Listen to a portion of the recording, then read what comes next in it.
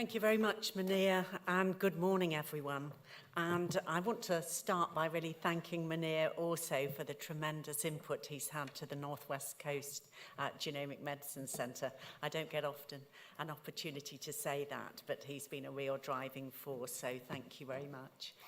I'm actually not going to spend a lot of time on the NHS response to the 100,000 Genomes project, but more to set that into the context of the future and the future arrangements that we're going to put in place, because critical to thinking about a personalised medicine approach in the NHS is how we build upon the legacy of the 100,000 Genomes project.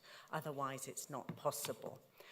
The reason why there's an interest in NHS England, particularly at the very top of the organisation, in genomics and combining genomic information with other clinical phenotypic data through the power of computing and the ability to apply data analytics, is because the NHS is facing a series of challenges as we look towards the future. This was outlined in the 5-year forward view that sets really the direction for the NHS in terms of making it sustainable for the future. And that 5-year forward view recognised that we had 3 main gaps: a care and quality gap, a health and well-being gap, and a finance and efficiency gap. But what it also, against those 3 gaps, there are 5 paradoxes. So, for example, in some areas we have improvements in quality of care, but on the other hand, we also have a widening gap in terms of the variability of care. And never is that more true than in access to molecular investigations within the NHS. But what the 5-year forward view helpfully said is part of the solution is embracing science and innovation and this information technology. So we've got the will of the top of the organisations to take this forward and to use this to really affect change for the future and create a sustainable NHS. We've already heard from Tim very eloquently about the power of whole genome sequencing and what it's leading to in terms of increased diagnostic yield.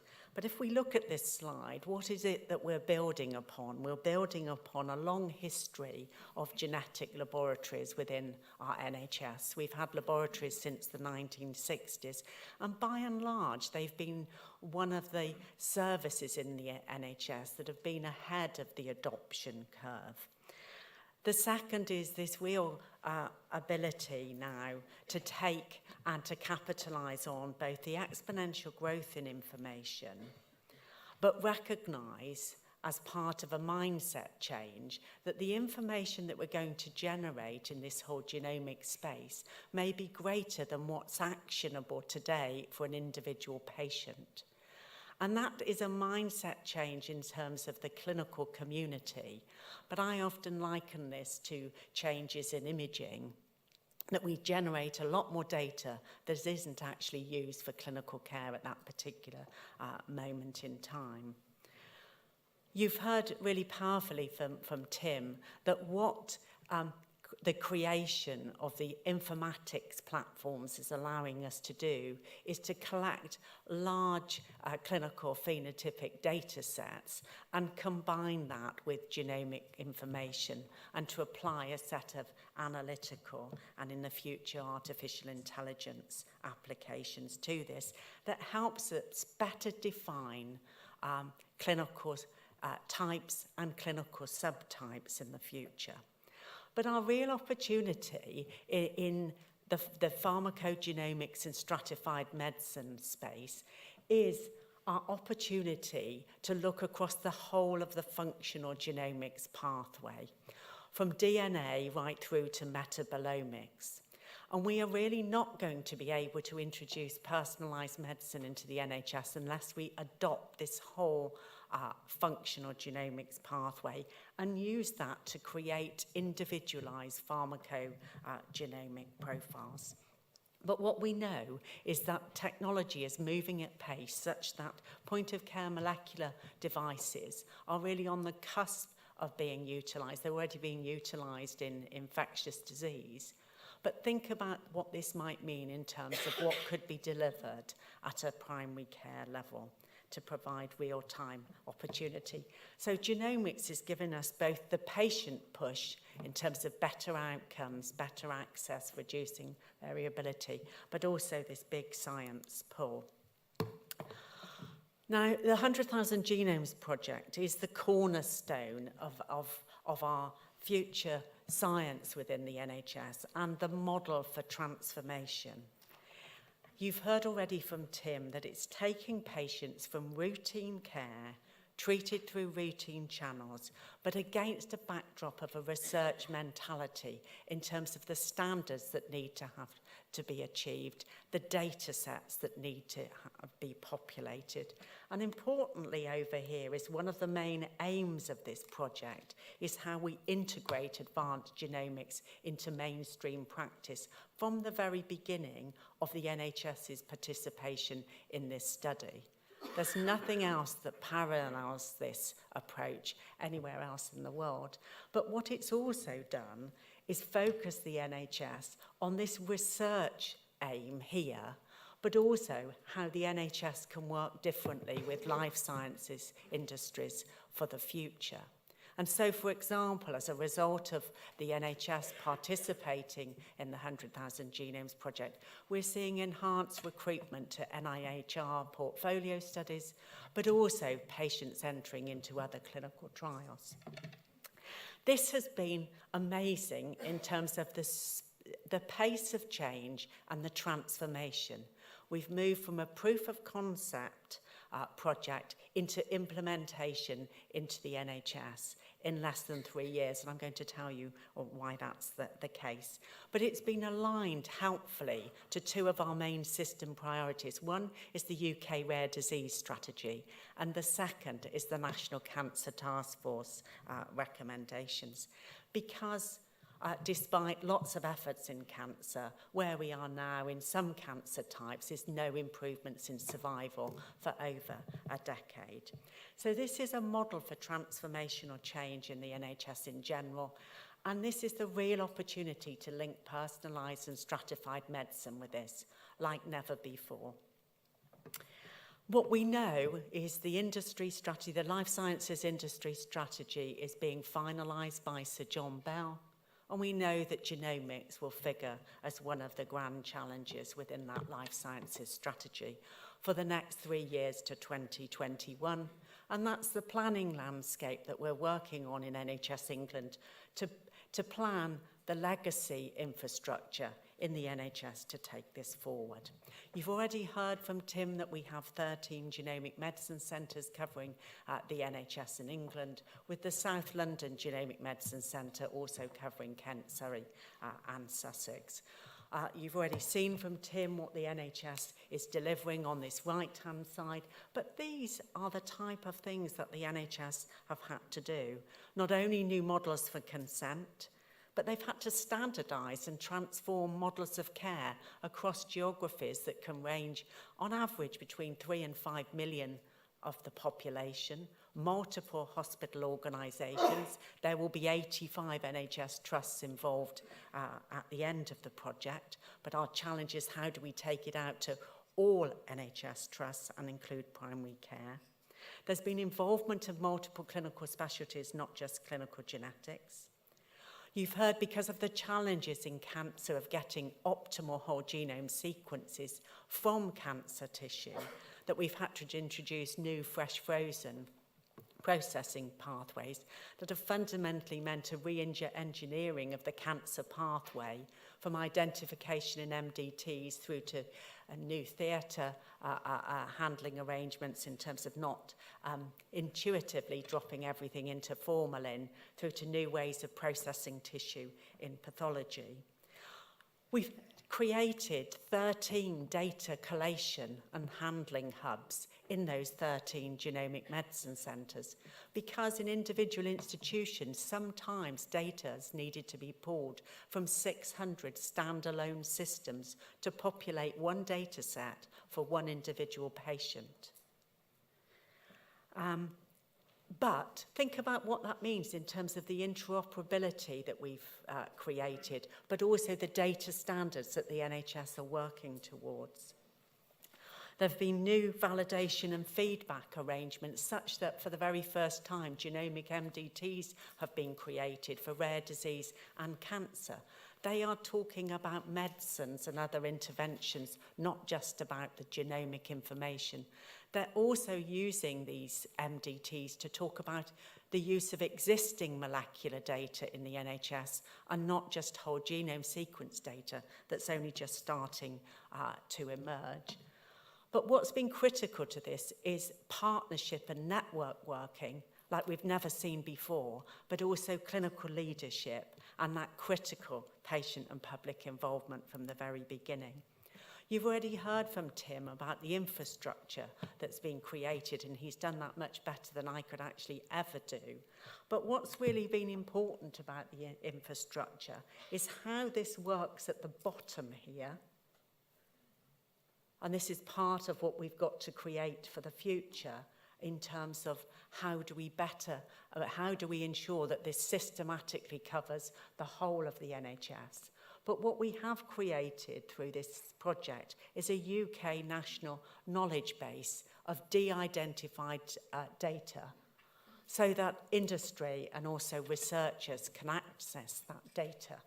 But it's a new way of thinking, as Tim has already said, about data collection as well as data sharing and utilisation for multiple purposes, as you're going to hear about from Andrew next. So that is what we're trying to create in terms of planning for the future and the infrastructure we're looking to evolve. So that will include for example, new network of NHS genomic laboratories that we're in the middle of reprocuring, an evolved role for our Genomic Medicines Centres, and new ways of working with Genomics England as we go into 2018-19 through to 2021. But also, what it will mean from 2018-19 is that NHS England will be commissioning a whole genome sequencing provider for the NHS. But for use in routine care. But I'm very clear that this doesn't just include whole genome sequencing, that this is underpinned by a whole new genomic testing strategy for the NHS in cancer and rare and inherited disease. But it also includes those other components of the functional genomics pathway. So that's the planning work we're doing at the moment. So this project on how the NHS has responded to has really laid the foundations for future care.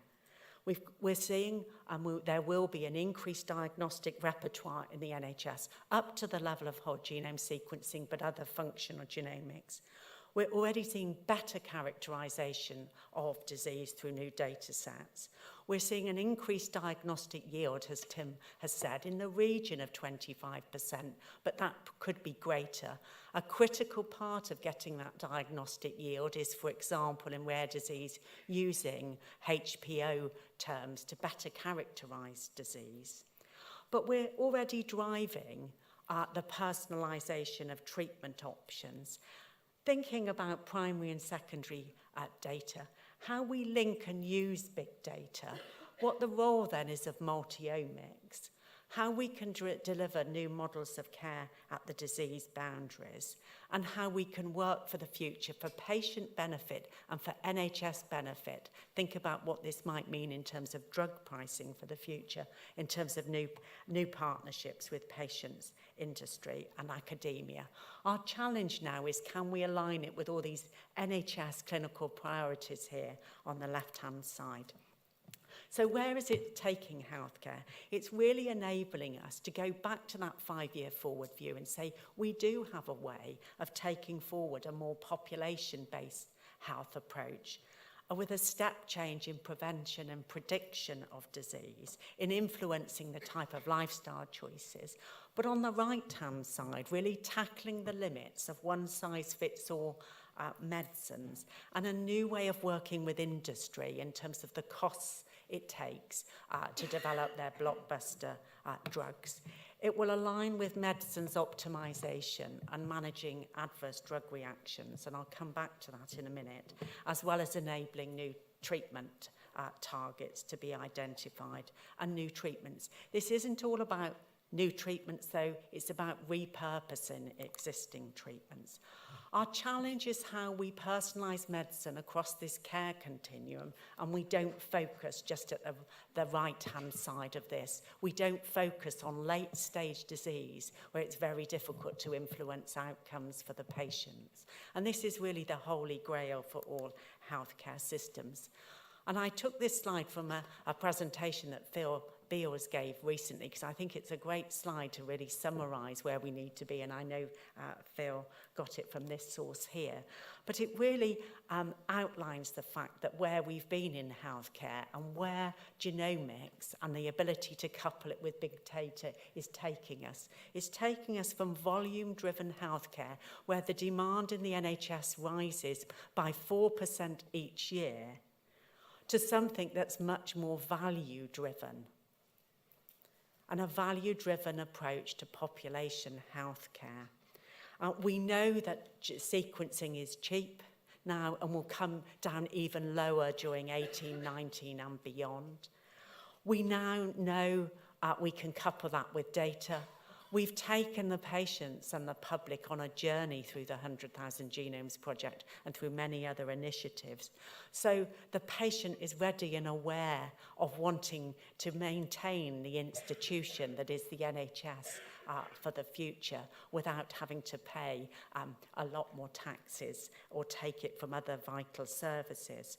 So precision and personalised medicine is really becoming a reality if we want to not only get better responses and minimise effects, but use the money in the system better, but also to drive the variances in response and how we manage that, how we have new conversations with patients, and how we better understand the underlying disease. But if we get this right, this will lead to some cost reductions. So, part of the challenge, though, as we think about a personalised medicine approach, is how do we, in each of the different disease entities or groups of clinical decisions, decide what is our tipping point for introducing a precision or personalised medicine approach? And what other information do we need to bring together, apart from the type of data sets we're using in this, in the 100,000 genomes population, to identify the patient that will respond.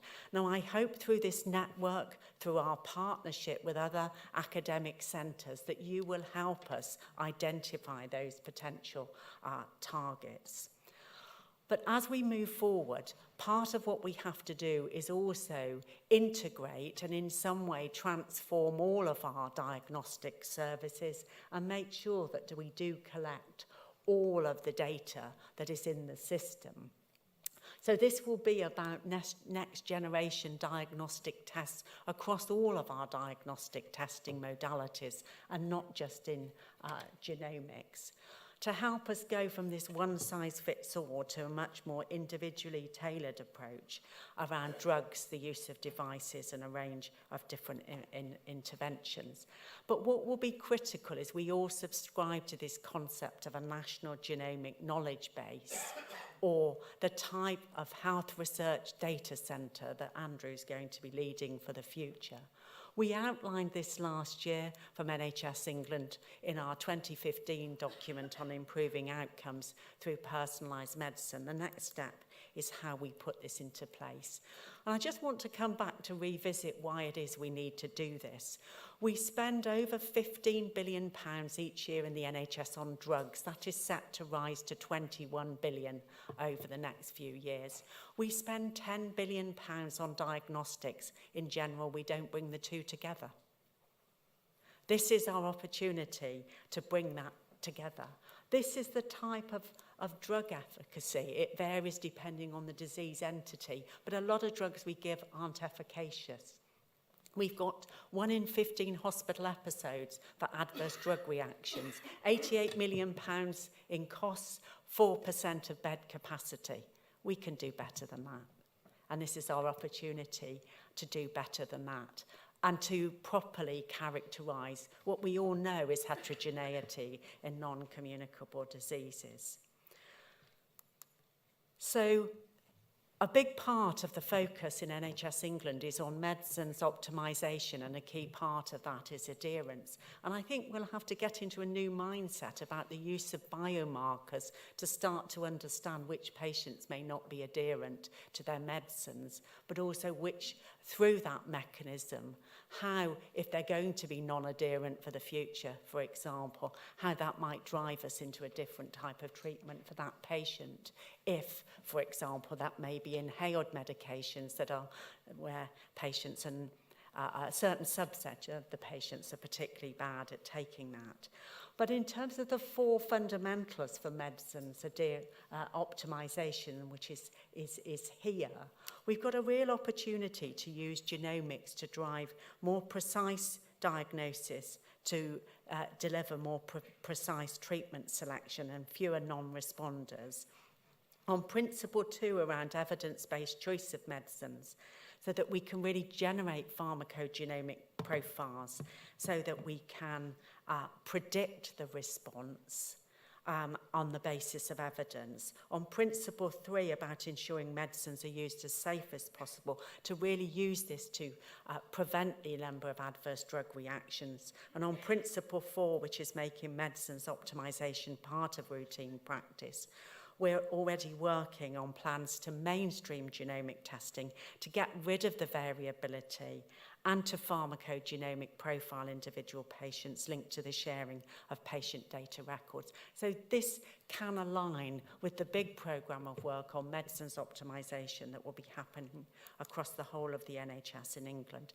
Now, this forms the centre point of our personalised medicine approach in NHS England. It recognises we're starting down here, but that we can only really take this approach forward if we combine it across that multi-omic pathway, but also bring it together with other diagnostics, with deep phenotypic characterisation, and eventually with patient-generated and wearable type data. But this is where we're heading over the next few years, that we'll use, we're in here at the moment, where we're applying whole genome sequencing and big data in rare disease and cancer to effect a change. But over 1819 to 2021, we want to roll out genomic medicine to underpin personalised treatments more broadly. So not necessarily including only whole genome sequencing, but using, for example, more simple molecular markers to drive a personalised approach until we get to 2020 and beyond, and we've got it embedded into routine care. And this will drive the 4 Ps of personalised medicine. But the work we're embarking on is one, really understanding the clinical change that needs to happen, driven by exemplar pathways that we're working on with the Academy of Medical Sciences, but also what is the operating model in terms of clinical care. And that's why we need help from organisations like this and many others. At the bottom here, we're starting on the informatics developments with NHS Digital, continuing with Genomics England, but also in the NHS to ensure we get that interoperability and the ability to extract data. But importantly, we have to align the commissioning system to this. And that includes a better way of utilising and directing CCG money in the NHS in England and bringing that together with the pot of money that we have in NHS England for specialised commissioning and for primary care. So over the next year, we'll be working very hard on ensuring we have an underpinning commissioning framework to introduce personalised medicine. We've already heard this morning about the importance of bringing the regulators on this journey with us, because this will involve using off-licensed drugs, perhaps. And so that's part of the policy and system alignment. But at the very top there, We're only going to be as good in this space if we're able to adopt new technology and all the advances in this space rapidly. Sometimes we won't have time to wait for randomized controlled trials for there to be introduction into the NHS. So we have to, as well in this, understanding the change in technology, how this will drive that disruptive innovation and how we create a knowledge base for the future. That means the commissioning and provider system in the NHS is aligned with this, and we're building this into our plans now. These are the early opportunities for personalised care. If we look across that care continuum from tertiary and specialist care through to primary care and at home. And at the top, we know that there's significant variation in treatment, for example, in diabetes. So we need to do more. That's not all going to be about doing whole genome sequencing, but it will be doing more systematically some of the genomic tests and other tests in that area. Where, for example, we know new diagnostics can be applied. So in cancer, we have a whole host of things that happen in the NHS. Some patients hardly get any molecular markers. Others are getting huge gene panels performed on their tumour tissues. And that influences outcomes if you plot the outcome data on the top of that. So part of this will drive us into doing more molecular tests on cancer at the point of diagnosis. We're starting a piece of work in warfarin to better align genotyping with actually other components of understanding the type of warfarin dosing that people should be utilised, and that includes with Munir and with Sir John Byrne. And then also, we are taking a systematic approach to familial hypercholesterolemia, where we do little genetic testing, but where we know we can fundamentally influence outcomes in childhood for individuals and reduce the number of deaths in people from under the age of 50. So there's something we can do that doesn't involve whole genome sequencing that we're doing in a systematic way as we go forward. I just wanted to say a word, though, as I come towards the end, about technology. And part of the future will be about how we use technology to better effect. And this is one of the centres in the States that's working as part of the Precision Medicine Initiative out on the West Coast. But it's really using technology at every part of this pathway, but including for medicines adherence and for optimisation. And so part of the future in pharmacogenomics and stratified medicine is embracing all of this technology to improve our outcome. We will need to have a mechanism for rapidly generating evidence for adoption across the innovation pathway.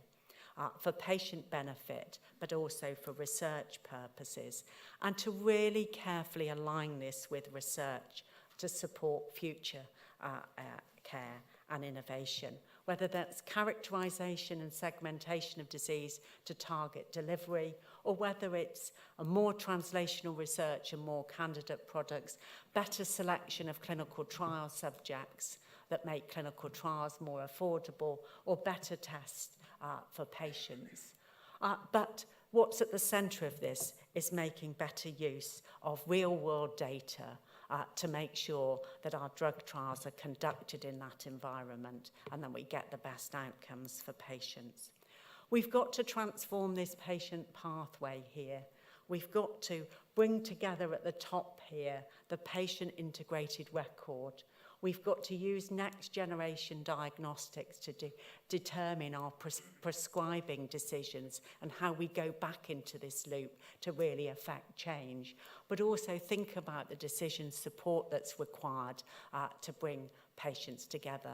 What this will mean, though, is multidisciplinary teams working together in clinical care, in academia, and that includes new expertise in the NHS in bioinformatics. And finally, what we shouldn't forget is to implement this future, we have to take our patients and our public along with us. There's lots more we need to do in terms of the conversations with our patients. The 100,000 Genomes Project has been a really big catalyst for having those discussions, but there's more that we need to do, and especially in the space of medicines and when medicines may be withheld for very good objective reasons. But think about this situation, and that's perhaps where we need to be in terms of where we might create our very first pharmacogenomic profile. If we do this, we'll deliver improvements for our patients, for our population, and the system. We'll deliver the 3 gaps that were identified in making the NHS sustainable for the future. And what we're trying to create in NHS England is to underpin this by an infrastructure that evolves and recognises the pace of change for the future. Integration and collaboration will be everything between all of these different players, and that's only how we're going to get maximum advance. And we've got a good model in Genomics England and the Clinical Interpretation Partnership for how this might happen. And then finally, we're on a journey. We're on a journey to a new taxonomy of medicine by 2025, underpinned by the underlying cause and the personal response of individuals. And this is the journey that we're planning in NHS England to align with this overall approach. And by 2020, we will be in a very different place, in a place that embraces personalised medicine than we will be today.